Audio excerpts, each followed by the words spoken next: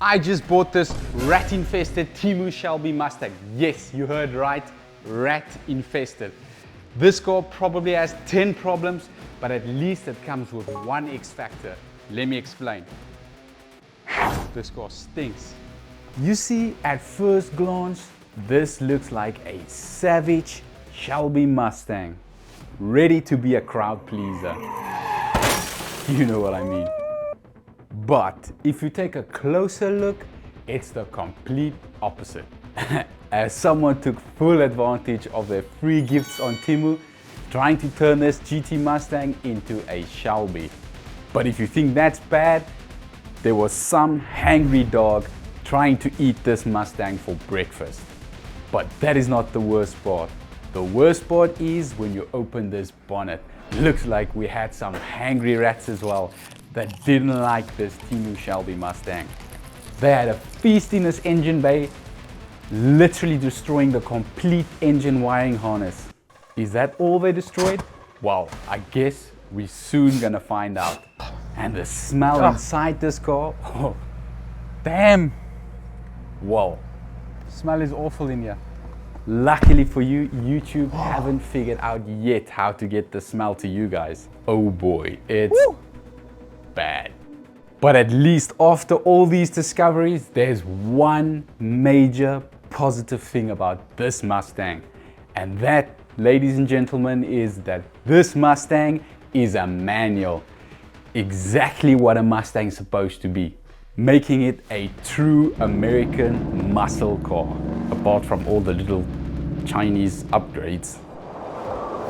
So in today's video, we're gonna figure out what the heck happened to this Mustang. We're gonna fix it with as little as possible money by means of recycling and get this car driving for the first time in many years. And maybe cut it in half. Why and how did I buy this Mustang? I bought this vehicle as a non-runner repossessed vehicle. My theory is this: the previous owner couldn't afford payments on the car. He ended up sabotaging the car and the bank came and repossessed the car and sold it as a non-runner. But when I went to the auction yard, on the photos on the online auction, this actually looked like watermarks, but it ended up being dogs chowing the bumper. And I think when I opened the bonnet, I discovered why the dogs wanted to chow the bumper, because they were trying to get to the rats that was busy destroying this car. So then my theory had to change. The previous owner couldn't afford the car. He hid the car somewhere because the bank wanted to repossess the car, and rats ended up chowing this car into pieces. But there's a massive risk to this madness. And the risk is that this car could have broken down. The previous owner couldn't afford to fix the car, and the rats chowed the car. So it might be that there's two problems on this car. We might have a massive either electronic or engine failure on the car, and we have some rat damage to sort out. Overall, if you take a close look at this car, especially the interior, apart from the bad smells and it being a bit filthy, this interior is in a very good condition. The exterior of the car, on the other hand, speaks a different language, because if you look at the mileage on this car and you try and compare it with the exterior of the car, it doesn't match. This car's got super low miles. It's got 33,000 on the clock, which is very low mileage. It's so low that I had to do a bit of investigation to make sure that that is the true mileage of this car. Because like I said, if you look at the exterior of the car, it doesn't add up. But the last service on this car at the main dealer was on 27,000 kilometers. And then there was a time period where this car didn't move. And I think that's what got this car here. I've got some big plans with this car, but we can discuss that a little bit later. First things first, I want to make sure this engine turns. And you know what? This is the exact same spot where I've discovered my S65 engine didn't turn. So I'm really hoping this is not a repeat of that. Otherwise, this deal just went south. Oh, yes. Oh yes, this engine's turning. Oh, that's amazing. Whew. Yes, boy. With that amazing news and the engine turning, I took a closer look at this engine. What I'm thinking I'm going to do is I'm going to remove the intake manifold, because I would like to expose this engine as far as possible. I mean, I'm going to have to change this wiring harness, and just look in there what I found. We've got a spider right over there. And for safety measures, before I strip this engine, I just had to make sure no spiders can get to me. To remove the intake manifold, I've got 2 coolant pipes running across the fuel rail that's in my way. So first things first, I need to drain the coolant. And once the coolant's drained, I can go ahead and remove the fuel rail first. And with the fuel rail removed, now you can see a lot of rat droppings in these cavities. Next up, I need to strip the front of the intake. That's going to allow me to lift it out. And once the front's stripped, I need to move to the back and get the whole firewall section out of the way to give me some clearance to access the back of the intake manifold. And once all the pipe connections and plug fittings are disconnected at the back of the intake manifold, and out she comes. And now with this intake manifold out, just look at all these rat droppings. What a disgusting sight. It was definitely a good call to remove the intake manifold, and as expected, this is the toilet. Now there's a plug right over here that goes in underneath the intake manifold, and I would have missed this, so we're going to fix that. And I also discovered a water leak in this area, but now I can just pull these covers off, because I think I'm going to have to give this engine a proper clean. Oh. Just look at this mess. How on earth does this stuff get in here? It's disgusting. I'm gonna have to throw this car out, clean it outside, get all these droppings out. I think I'm gonna give this whole engine bay a nice valet.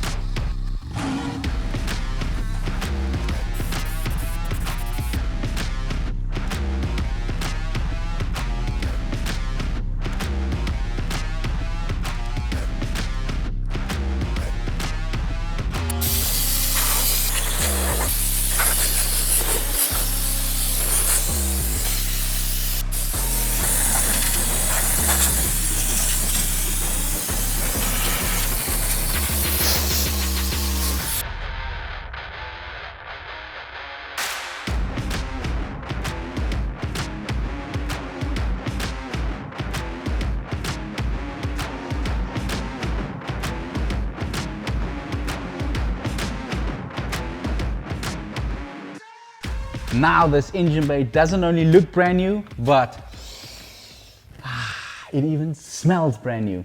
Next up, I'm gonna have to take these wires to repair this.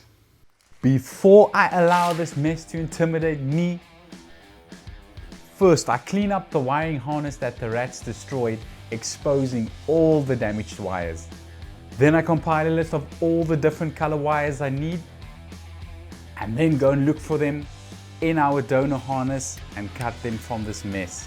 And if you wondered where I stole this massive bundle of wires, well, this actually came from a car that I had to strip as a donor car to fix another car.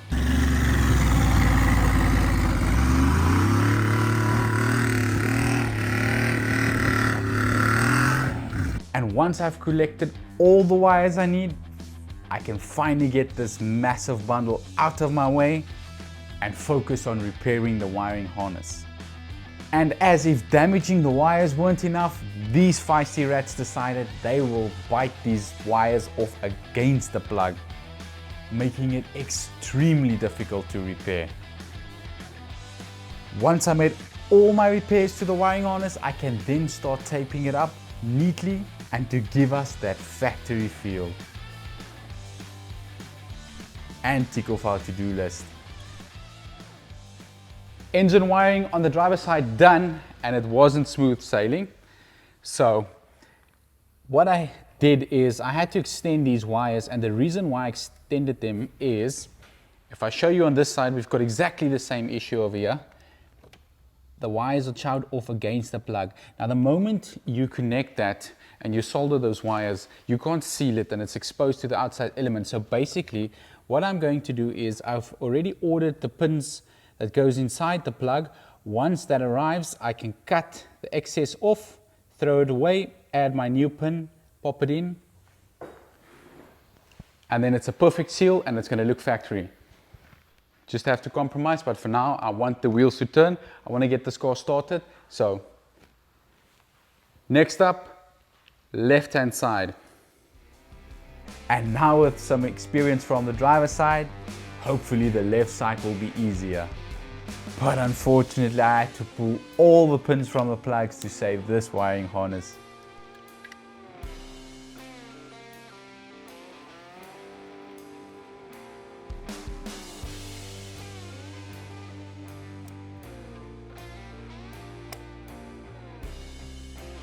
It sure looked like a mess, but after a good couple of hours, I've managed to get it sorted. And with some tape, now this American Muscle V8 wiring harness looks like a German wiring harness.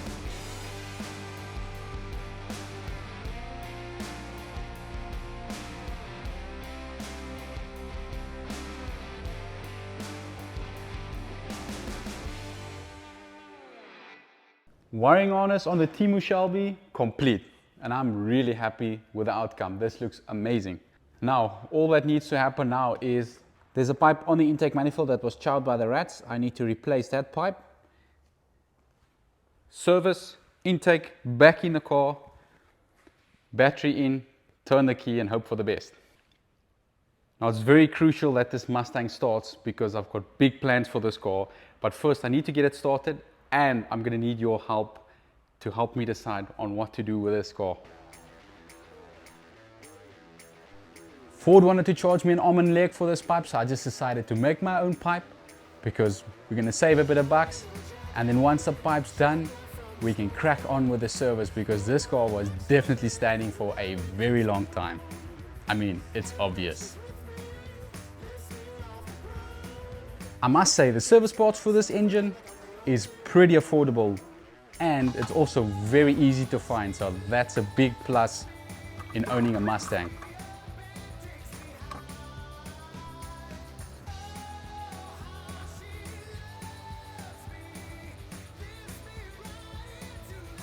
Got it. Didn't drop it in the well.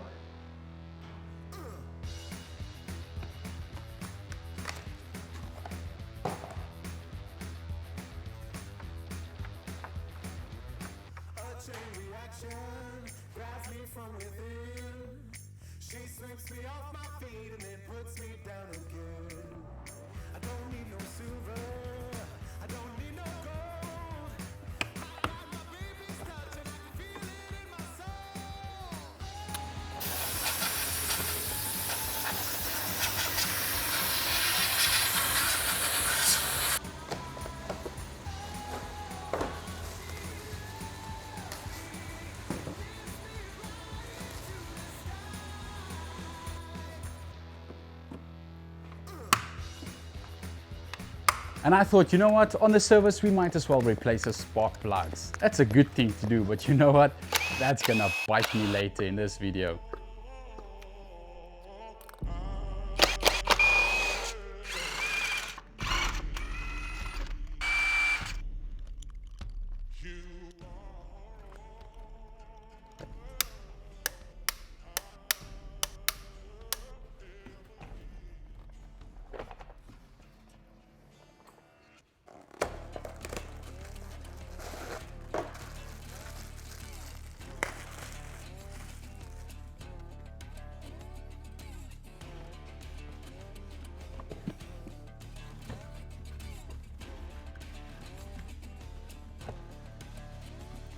Service complete. I've double checked, triple checked all the wires. All I need to do now is get this stuff fitted to the car.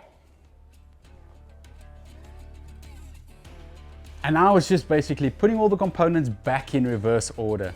And if you're still watching and you made it this far, it means that you're enjoying this type of content. And I just want to remind you, before you leave, you're gonna have to hit that subscribe button. And you know what? While you're at it, you might as well just throw a like in there as well. It's really appreciated and it helps the channel a lot.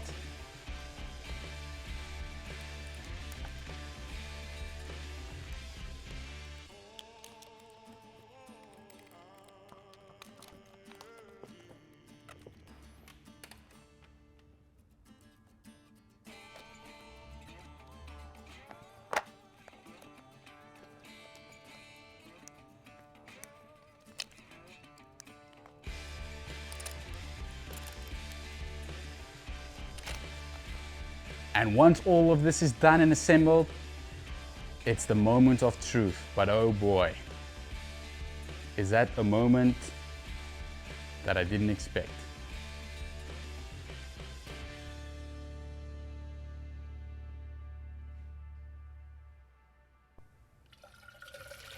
So I'm reusing the coolant because I found a leak on a pipe. I did order the pipe, but I'm gonna have to strip the cooling system again to fix it. But for now, we need coolant to test drive. Well, we need coolant to start up. I hope this thing's gonna start. I didn't even run a diagnostic test on this car. I mean, I could see what the damage is. And also I didn't want to take a risk connecting the battery with wires chowed. You might have the wrong wires touching and that can cause problems. So that's why I just jumped straight into sorting out the stuff. Ooh! And I know that the car stood for a long time, so that's why I did the service. So this is the battery that came with the car. Don't know if it's even any good. I had it on charge, but we'll just have to check and see how she behaves. There we go. Battery in. Moment of truth. Let's see if this car is going to work. Okay. Okay. Two things we're going to have to look at. All right.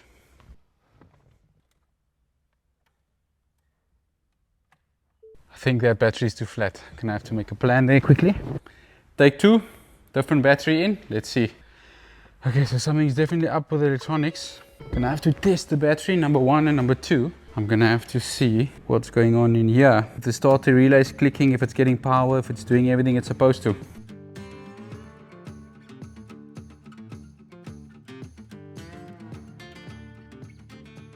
Finally got the Mustang firing up, but now that it fires up, it's revealing another problem. It wasn't the wires are fine. It also wasn't the battery, that's another battery in there. But the actual problem was the solenoid on the starter motor. Solenoid was sticking, I got it to free up, and boom. Let me show you the result and the next curveball. Unlock the car. Foot on the clutch. There we go.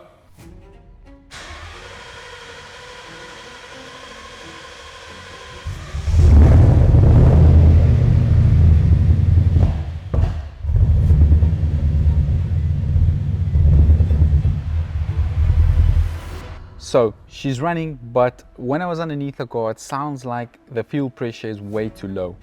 That fuel pump doesn't sound happy, that's one thing. And another thing that I've noticed is when you switch on the ignition, the temperature is very high, but it's actually not high. So I'm gonna have to look at the cooling system as well.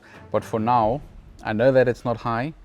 I first need to sort out that rough idle, maybe low fuel pressure. So I've got some digging to do. Let's jump into it. And after running a diagnostic test, confirming that the fuel pump is working, I just had to go back to the basics. I had to check my wires, making sure that all the work I've done was done correctly. And the car was displaying fuel, but I don't know if we've got a faulty fuel gauge, so might as well just add some fuel. So the car's displaying fuel, but it is low, so might as well just add some more fuel. I'm going to remove the fuel rail. I just want to check the spray pattern on the injectors. But I've checked the wiring on the injectors. They're all done correctly. They're in order. I've checked all the coils on the left bank. I'm happy with that. I just need to confirm the coils on the driver's side. It's popping and banging at the back. Like ignition timing, that's incorrect. I've checked the timing. The timing's good. This engine's never been stripped. This engine looks beautiful on the inside.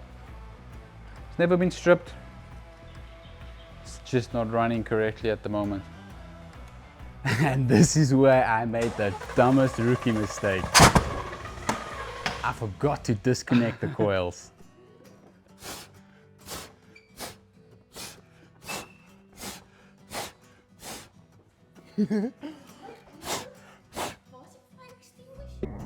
And after disconnecting the coils, I checked the firing order on the injectors and they were within specification.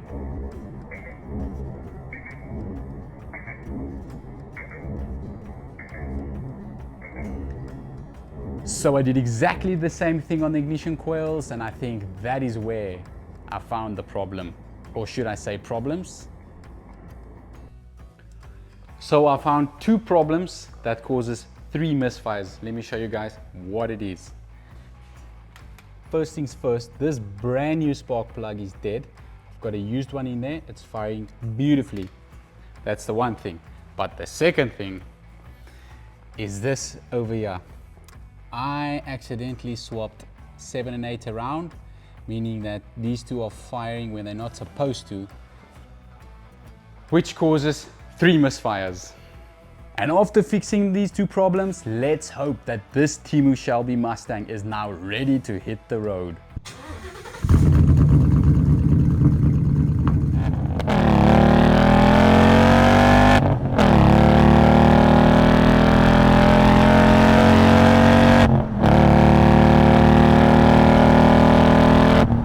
And just like that, we've got the Mustang on the road. And to be fair, I could have actually fixed this car by spending no money. I didn't have to do the service, but I know that the car has been standing for a long time, so I just had to do the service. I think let's check and see, why are these Mustangs known for being crowd pleasers?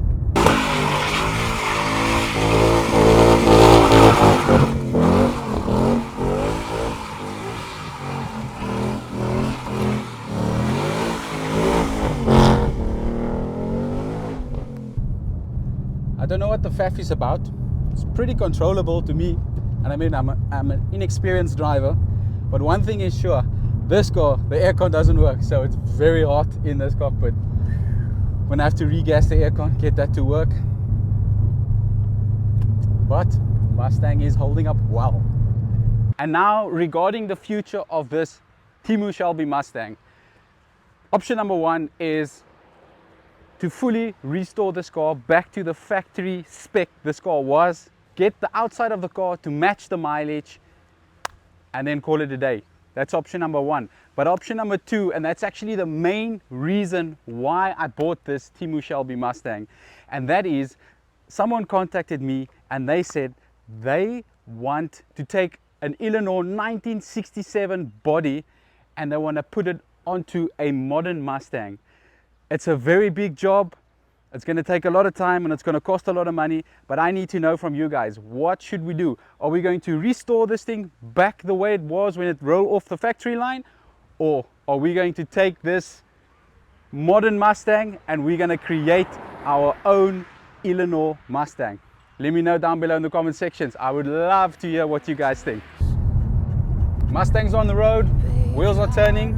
That'll be a wrap for now, guys. If you like this type of content and want to see more cars getting saved or given a second chance in life, hit that like button, hit that subscribe button, and remember, I'm waiting for you in the comment section. I would love to hear, what do you think? What should we do with this Mustang? Thank you so much for watching. Cheers.